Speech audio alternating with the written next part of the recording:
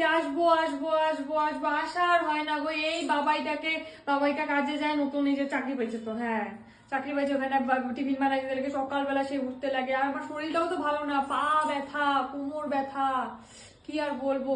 তাহলে কিছু কথা বলার জন্যই আসলাম। আর বইলো না, আমার তো সকালবেলা শরীর এত খারাপ লাগছিল, কি আর বলবো। পুরা গ্যাস হয়ে গেছে। আদা জল খেয়ে কচু শাক দিয়ে ভাত খেয়ে আসলাম তোমার বাড়িতে বলতে। বাড়িতেও ভাল লাগে না গো, এই বাবাইটা কাজে চলে যায়। হুম। তোমার মিনতি এখন কোথায় আছে? ও ব্যাঙ্গালোরে গেছে পড়াশোনা করতে? না না না, খুব ভালো খুব ভালো। ঠিকই আছে।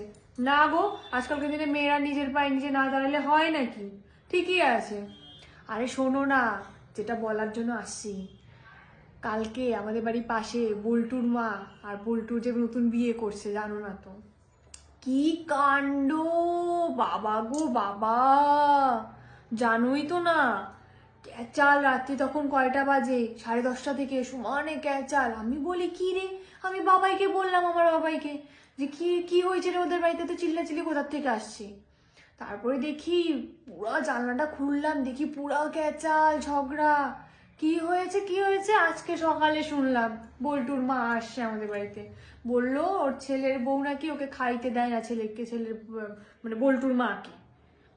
কি বলবো আর। কেন? বল্টুর মার কি আত্ম অহংকার বাইরে গেছিল, মনে আছে বিয়ার আগে? বাবারে বাবা। হুম। শিক্ষিত বউ মানছে, শিক্ষিত বউ মানছে, বাপরে বাপ। আসলে ওদের বাড়ি তো সব কটা ছেলেও তো মাধ্যমিক পাস, পড়াশোনাও তো ভালো মতন করে নাই।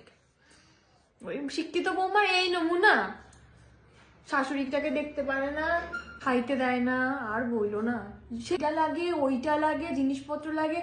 আরে সেদিনকা বলে মেয়ের জন্মদিন গেছে, বুঝি ছেলেকে বলে ধৈরে পুরা পিটান। হ্যাঁ গো, বউ ছেলেকে ধরে পিটায়, কি বলবো। আরে হ্যাঁ, তুমি তো জানোই না, তাহলে আমাদের পাশের বাড়ি আমি জানবো না কি অবস্থা? তুমিও পারো, সত্যি। তারপরে ছেলে কোথার থেকে বলে লোন নিয়ে না টাকা পয়সা কার কাছ থেকে ধার করে নিয়ে এসে তারপরে মেয়েকে বলে কি সোনার কানের না কি হাতের কি বানাই দিছে। তারপরে না বউ ইয়ে হয়েছে, শান্ত হয়েছে। নালে বাবা কি অত্যাচার, বইলো না আর। চলো কি হয়েছে গো দিদি, কালকে তোমাদের বাড়িতে এত ক্যাচাল ঝগড়া? আমি জিজ্ঞাসা করছি। তখন আসলো, আসার পরে আমাকে বলতেছে যে আর বইলো না, বল্টুটাকে বিয়ে দিছি, এমন মেয়ে ধরে বিয়ে দিছি।